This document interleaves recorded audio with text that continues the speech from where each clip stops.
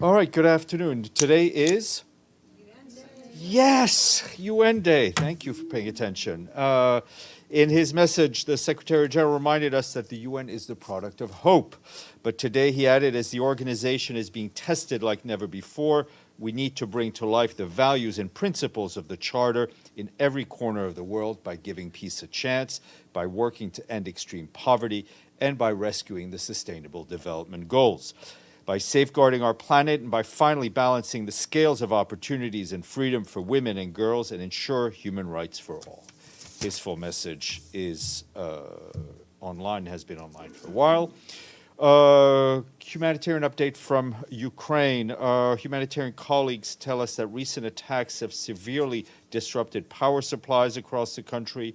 Drone and missile attacks on the 22nd of October left more than 1.4 million customers, some of them businesses and institutions, without power. That's according to the government. Most of the damage was to transmission systems in Rivnenska Volynska and Khmelnytska oblast. Thank you. And in central Kirovohradska oblast, which were previously less targeted by attacks. Critical infrastructure facilities were damaged in Mykolaivska and Odeska oblast. That's according to the authorities. Power and water supplies were interrupted in large urban centers. By today, that's October 24th, electricity and water supplies were restored in most of the impacted oblasts. Scheduled power outages are expected in 7 oblasts, including in the capital, Kyiv. Between the 21st and 23rd of October, hostilities caused 70 casualties across Ukraine, most in the eastern, southeastern, and central regions, and also southeastern regions.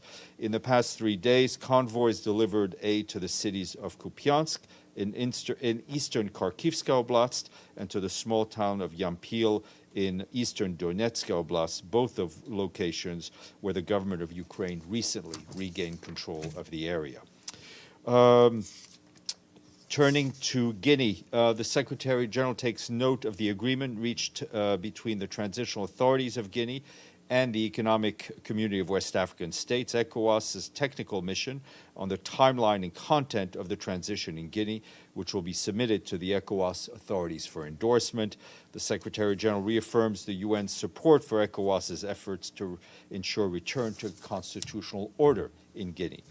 In the Democratic Republic of the Congo, our peacekeeping mission there reports that the resumption of clashes between the M23 militia and the Congolese armed forces in North Kivu has resulted in the death and injury of civilians as well as population displacement. According to our humanitarian colleagues, an estimated 23,000 men, women, and children have been displaced. Some 2,500 of those people have crossed into neighboring Uganda. As fighting intensifies over the weekend, at least 30 wounded civilians were trapped in the combat zones and urgently require health care. That's according to our partners on the ground as well as local authorities. Our colleagues say that the fighting could restrict humanitarian access in certain areas, notably on the road between the towns of Rutshuru and Goma, which aid workers use extensively to deliver supplies and services to Rutshuru and Kiwanja. Since March of this year, clashes between the armed forces of the DRC and M23 have forced at least 186,000 men, women, and children from their homes. Aid workers have provided them with food, health care, water, and hygiene. We anticipate additional assistance will be needed due to the latest clashes. Also late last week in North Kivu, suspected ADF militia members attacked Maboya, southwest of the town of Beni. There they killed 7 civilians and abducted at least a dozen others. Health centers, homes, and shops were also looted and torched. The mission condemns the violence and is working closely with the Congolese armed forces and local police force to further to prevent further attacks and restore calm. We call on all of the armed groups to respect international humanitarian law and to allow aid workers to reach the people who need it the most.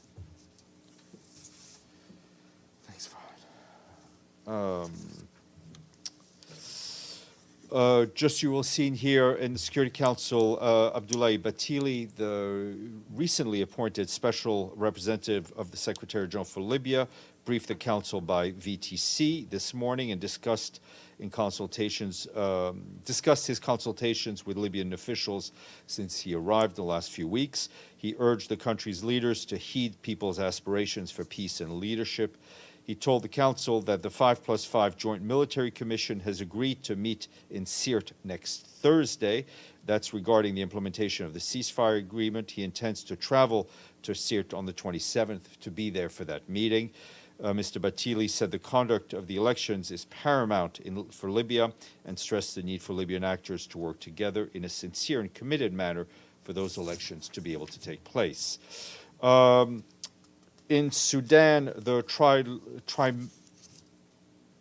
trilateral mechanism, which includes the UN mission, said today that it deeply saddened by the killing of a young protester, Issa Omar al-Bahi, which took place in Khartoum yesterday. The mechanism calls for a credible investigation into the death that perpetrators are held accountable. As we mark 1 year since the 25th of October 2021 coup, the trilateral mechanism urges the security forces to exercise maximum restraint, protect the rights of protesters for freedom of expression and association and peaceful assembly. Any act of violence is unacceptable and will undermine the recent momentum towards reaching a solution to the political crisis in the country. Any provocations should be avoided. For those of you who did not know, the trilateral mechanism is the UN, the African Union, and IGAD. Turning to Myanmar, I can tell you that we've gotten questions about these recent airstrikes and that the Secretary General joins the country team in expressing his deep concern regarding the reports of airstrikes by the military in Kachin State in Myanmar, which are said to have killed and injured many civilians. While we continue to verify the details of the attack, the Secretary General and the country team offers their condolences to the families and friends of all those who were killed and injured.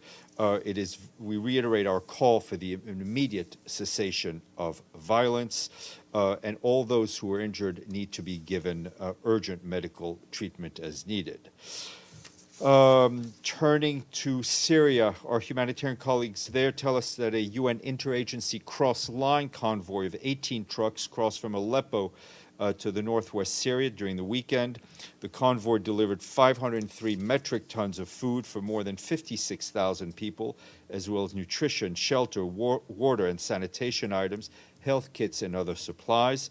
This is the 8th cross-line convoy in line with the UN interagency operational plan developed after the adoption of Security Council Resolution 2585 in July of last year. Humanitarian conditions continue to decline in the northwest due to the ongoing hostilities and deepening economic crisis. Today, 4.1 million people rely on UN aid to meet their most basic needs. 80% of those people are women and children. And I was asked about the issue of cholera in Lebanon last week. Indeed, you're welcome. Our humanitarian colleagues are telling us that our partners continue to respond to the outbreak in the country. As of October 22nd, there have been a reported 239 confirmed cases of cholera. That includes, sadly, 10 deaths. That's across all of Lebanon. The rise in cases comes as Lebanon faces an overlapping crisis, notably on energy, which has severely impacted the access to health, surveillance systems, safe drinking water, and sanitation services. The lack of humanitarian funding, the limited resources of public structures, and the outbreak's rapid escalation could lead to dire health consequences. The World Health Organization, the UN Refugee Agency, and UNICEF are all coordinating efforts to address the outbreak, and we're seeking an additional $43 million for our efforts over the next 3 months. And in relation to safe drinking water, a new report by WHO, UNICEF, and the World Bank say that to achieve universal access to safe drinking water by 2030, governments and partners must dramatically increase political commitment and also quadruple investments. According to the State of the World's Drinking Water Report, over 2 billion people have gained access to safe drinking water in the past 2 decades. However, while this positive progress, it is fragile and inequitable, with 1/4 of the world's population still left behind. They say that climate change, as well as rapid urbanization, is worsening the challenges of bringing clean drinking water to everyone. We often talk about the impact of lack of funding on our humanitarian work, and I'll just give you another real-life example, this time from UNHCR, and they are telling us that in recent months, funding shortfalls have forced them to make cuts to their assistance to refugees and other people forcibly displaced in a number of operations across the world. They say that without an injection of at least $700 million before the end of the year, the next round of cuts in assistance will be catastrophic for people in need.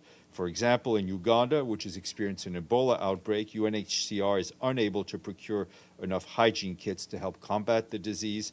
They are particularly concerned about the funding gaps in the Middle East as winter approaches. Further cuts in cash assistance will impact 1.7 million people in Lebanon, Jordan, and Yemen, with thousands of families unable to cover the cost of getting warm clothes or affording heating for their homes. Tomorrow, there will be a press briefing here by the Undersecretary General for Economic and Social Affairs, Li Junhua, who is also the Secretary General of the 2023 Water Conference. He'll be represented by a representative from the Netherlands and Tajikistan, who are co-hosts. Lastly, we end on a positive note in terms of our cash flow here, and we want to thank the governments in Asmara and Zagreb. Croatia and Eritrea are now fully paid up member states of these United Nations on UN Day, bringing us up to 135. Mr. Bass. First, lots of talk with regard to Ukraine about dirty bombs, radiological bombs. The Russian defense minister bringing it up in various conversations with Western defense ministers, and Western sources saying they fear it might be a false flag. I also understand that the Russian deputy ambassador is sending a letter to the SG on this subject. I don't know if you've received it. What's the UN's reaction? Okay. First, have you received the letter? But also, what's the UN's reaction to all this talk of dirty bombs? I'm not aware that we've received the letter. I mean, I checked as of half hour, 40 minutes ago, but one never knows. We'll double check. I mean, we're aware of these of the reports of what's been seen in the press. I mean, we have no way of knowing one way or another, but I can tell you that our position on this issue, as many others, is that all parties should avoid any action that could lead to miscalculation and escalation what's already a devastating conflict. Any update for us on the SG's deliberations on sending an inspection team to look at the drones in Ukraine and see if they are Iranian? On that, I will repeat different formulation of what I've said before, is that we will assess any information that may be brought to our attention by member states. And finally, for now, you read out the statement on Myanmar and your deep concern. The special envoy for Myanmar is in New York. She's been in New York for some time. I put a bid in for an interview and she's not doing any interviews. Is she going to do a press conference or a stakeout, having come all the way from Asia to here on I think probably her first visit since she got the job a year ago? Is she doing any media, please? Surely public diplomacy is part of her job. Thank you. I hear what you said. I'm not aware of her doing any media. We have asked. I know she will be participating in a public meeting, I think in the fourth committee, or third committee. Third committee, thank you, which will be webcast. But if that changes, I will let you know. Edie, and then we'll... Steph, I'd like to reinforce what James said about Nolene Heiser. I think it would be great if she came and did a press conference with us. Secondly, the two Koreas exchanged warning shots along the disputed boundary today. Does the Secretary General have any comment about that? On DPRK, we're obviously concerned about the increased tensions that we're seeing in and around the Korean Peninsula. I think in that connection, the Secretary General asked the DPRK to resume talks with other parties and for all parties concerned to come together to foster an environment that is conducive to dialogue. And on the Ethiopia talks being held in South Africa, is the United Nations monitoring these talks, is involved in? Yeah, I mean, any- we welcome these talks. I mean, we've spoken here over and over again about the devastating impact of this conflict on civilians in Ethiopia. And so, yeah, I mean, and we will have, I'll share with you a short while, we will likely have a presence there in person, and we'll let you know who that is. Madame. Thank you, Steph.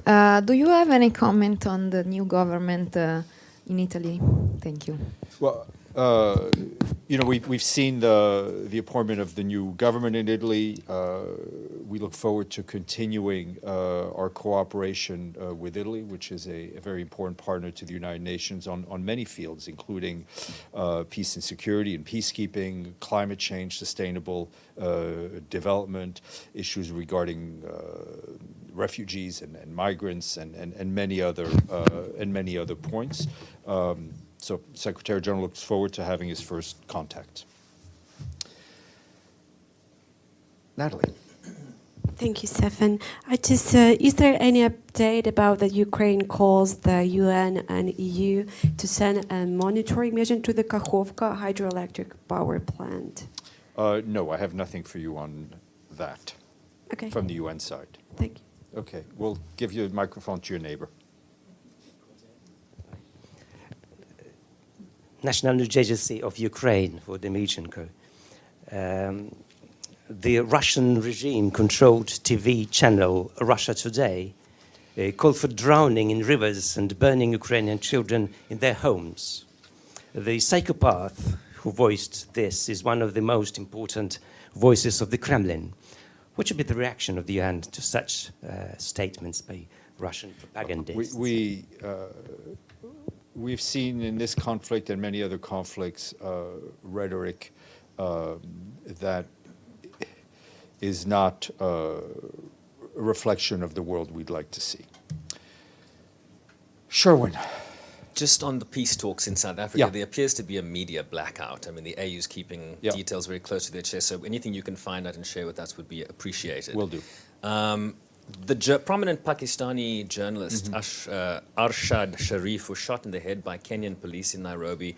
They claim that he drove through a roadblock. They were looking for a missing abducted child. Just your reaction, the SG's reaction to a prominent journalist being shot in the head by police. Yeah, in, I mean, in I saw this tragic report of his death. I think the circumstances need to be investigated thoroughly, and the Kenyan authorities said they would, and I think the results of the investigation being shared quickly. Okay, I don't think.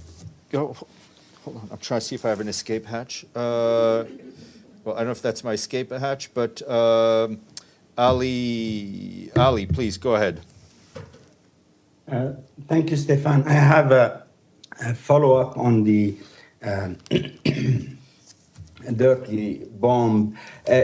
So I wonder whether the UN has personnel on the ground in Ukraine, and how many, and whether, since there are accusations from both sides, whether the UN is really concerned about the use of such bomb. And the other question is about Lebanon and Israel. On Thursday, they're going to sign, apparently, the maritime border agreement. And I wonder whether the UN is getting involved in any way in the arrangements, and at what level And how is that going to happen? Thank you. Sure. On your last question, I expect to have some more details tomorrow, but I think we can definitely expect our special coordinator, Ms. Renka, to be there in person.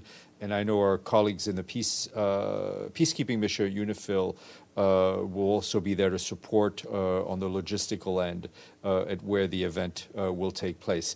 On your first question, I really have nothing more than what I said in my answer to whoever asked me the first question. I think it was James. Alan. Thank you. Thank you, Stéphane. I have a question regarding Ukraine as well. Foreign Minister Lavrov today stated that 1 month ago, approximately, he asked the ESG to help disclose the list of alleged victims of Bucha provocation, and this list is still not disclosed.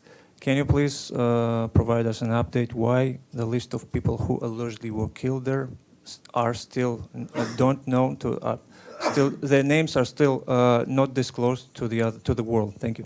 Well, I think that's a question to the Ukrainian authorities.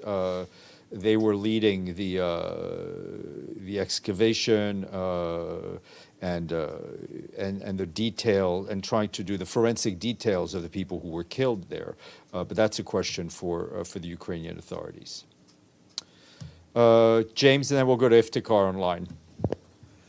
So, a question about Afghanistan. Hamid Karzai, the former president, seems to have been prevented from leaving the country. He's been able to go and back and forth and seems to have been an intermediary at some points with the Taliban. Is the UN concerned that his travel is being restricted? Let me look into those reports. I mean, people should be able, as a matter of principle, be able to travel freely under normal circumstances, but let me check. Mr. Iftikhar Ali, please. Thank you, Steph. My question about journalist Arshad Sharif has already been asked, but this question I ask after every 4 years. The World Cricket Cup began in Australia over the weekend. Does the UN have any involvement in promoting its messages? Because this tournament is watched by over 1 billion people. Well, you know, speaking about things I know nothing about has never stopped me from speaking about them. So I will say that we very much welcome the holding of the Cricket World Cup, which brings so many nations and peoples and cultures together, and is a very strong symbol of how sports helps us overcome differences. Just don't ask me about the rules of cricket. All right, but maybe Paulina knows more about the rules of cricket than I do. All right, thank you.